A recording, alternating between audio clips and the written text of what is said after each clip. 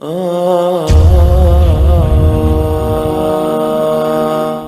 is Allah? We want to refresh our iman. We want to be attached to our Creator.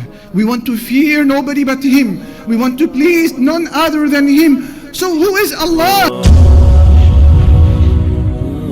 He has the keys to the unseen. No one knows them except Him. وَيَعْلَمُ مَا فِي الْبَرِّ وَالْبَحْرِ. And He knows everything that is on land and everything that is within the sea.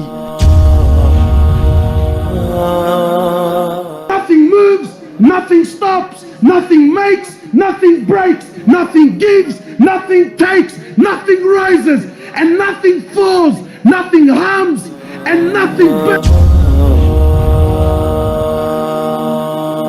Wallahi, with all their governments, and all their military force, and all their might, and all their science, and all their money, and all their know-how, all